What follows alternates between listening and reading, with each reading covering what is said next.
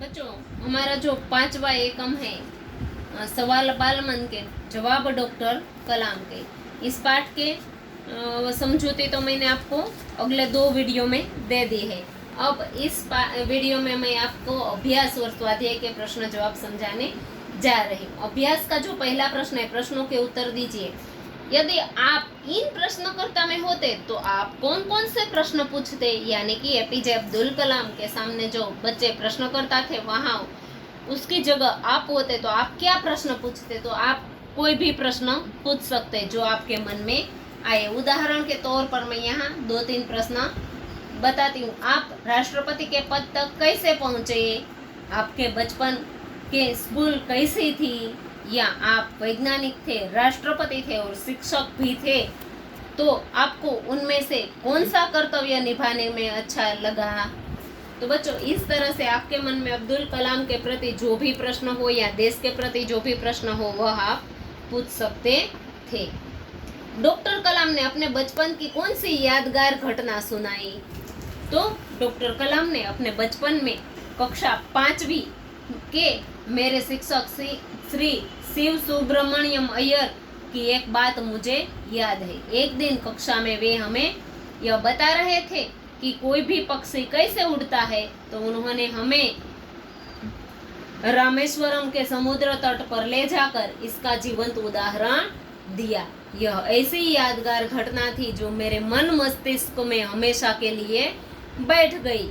इसी से मुझे आगे विज्ञान पढ़ने की प्रेरणा मिली। यानी कि कक्षा 5वीं में जो शिक्षक ने उसे दिखाकर या अनुभव कराकर जो पढ़ाया था वह उसे बहुत याद रह गया था। प्रश्न तीसरा, आपकी यादगार घटना बताइए।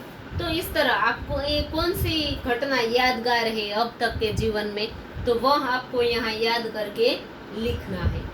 चौथा जो प्रश्न है, अपना लक्ष्य प्राप्त करने के लिए आप क्या क्या करते हैं। तो आप लक्ष्य पाने के लिए क्या क्या कर सकते हैं।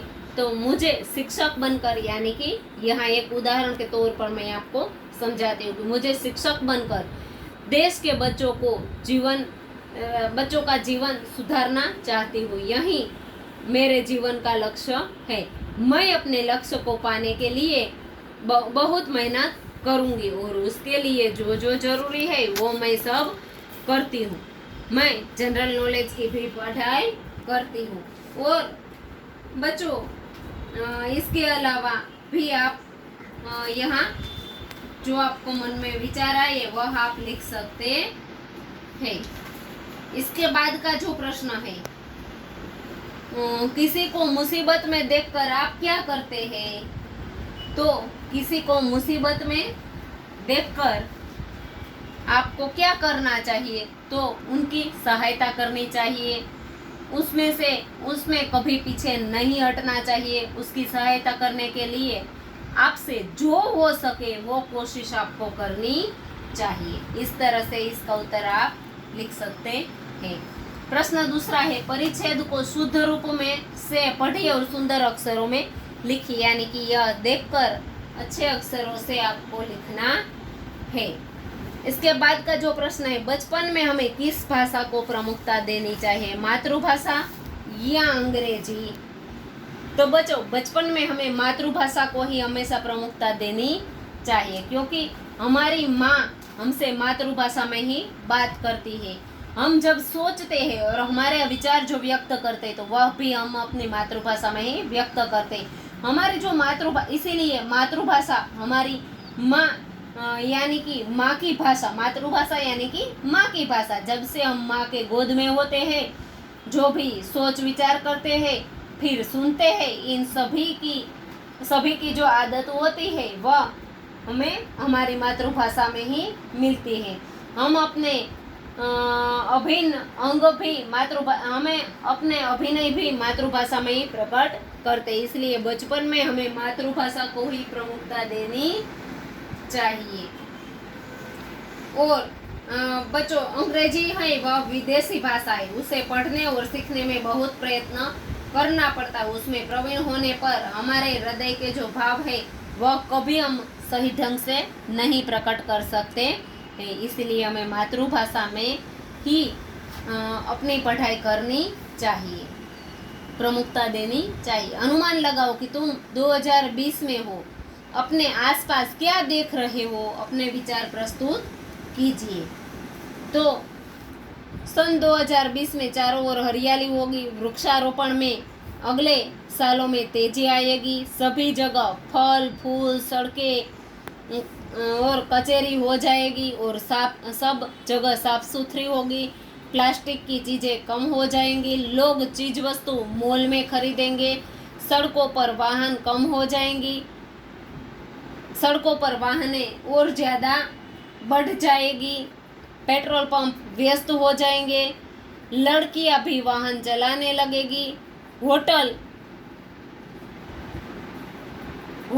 भी ज़्यादा बढ़ जाएंगे, फिर सभी लोग रोबोट की तरह काम करते नजर आएंगे, जितने लोग उतने मोबाइल होंगे। तो इस तरह चारों ओर है वह हमें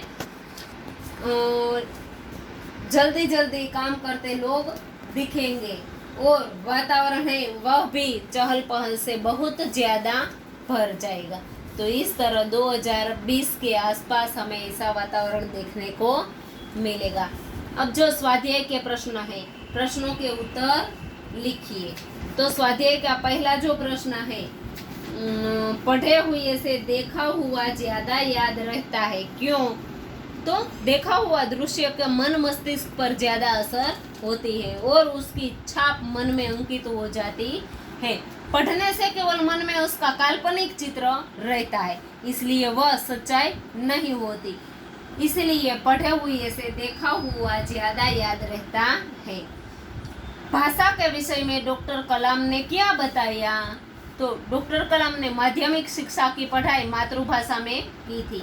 कॉलेज और आगे की शिक्षा में उनकी पढ़ाई का माध्यम अंग्रेजी भाषा थी। कलाम के विचार से कॉलेज की पढ़ाई भी मातृभाषा के माध्यम से होनी चाहिए। कौन सी बच्चों? तो कॉलेज की पढ़ाई भी मातृभाषा में ही करनी चाहिए। इसका कारण यह है कि विद्यार्थी अपनी मातृभाषा में ही सोचता है, इसलिए मातृभाषा में ही अपनी बात आसानी से प्रकट कर सकता है। फिर भी विश्व के दूसरे देशों से संपर्क कायम करने के लिए अंग्रेजी का ज्ञान भी आवश्यक वह मानते हैं कि इसके साथ साथ अंग्रेजी भी थोड़ा पढ़ना चाहिए कॉलेज में। चिराग जैन ने डॉक्टर कलाम से क्या पूछा? तो चिराग जैन ने डॉक्टर कलाम से पूछा कि वह कौन सी बड़ी चुनौती है जिसका सामना हमें आज करना पड़ रहा है, ऐसा प्रश्न उसने पूछा था। चौथा जो प्रश्न है, राष्ट्र विकास में महिलाओं का क्या योगदान है? तो आज सशस्त्र सेनाओं में नियुक्ति के लिए पुरुष और महिलाओं में कोई भेदभाव नहीं किया जाता। तीनों सेवाओं में पर्याप्त महिला अधिकारी नियुक्त है। शिक्षा और उद्योग के क्षेत्र में भी महिलाएं काम कर रही है। इस प्रकार राष्ट्र विकास में महिलाओं का पूरा योगदान है। उसके बाद का जो प्रश्न है, किसी भी देश के लिए सेना का क्या महत्व है? तो सेना किसी भी देश का अनिवार्य अंग है। सेना शत्रुओं के आक्रमण से देश की रक्षा करती है। देश में कहीं विद्रोह होने पर सेना उसे बचाती है।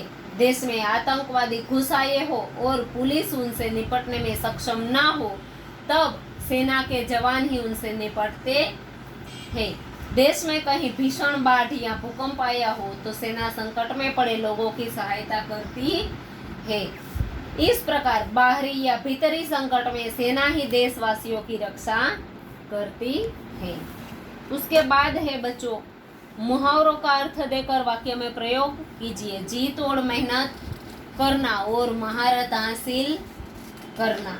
तो बच्चों, यह जो दो मुहावरे हैं उसके अर्थ, जी तोड़ मेहनत करना, जीवन का लक्ष्य सिद्ध करने के लिए जी तोड़ मेहनत, बहुत मेहनत करना, जीवन का लक्ष्य सिद्ध करने के लिए जी तोड़ मेहनत करनी चाहिए। महारत हासिल करना यानी कि योग्यता प्राप्त करना। सभी को सही दिशा में प्रयास और श्रम करने से लक्ष्य प्राप्ति की महारत हासिल होती है।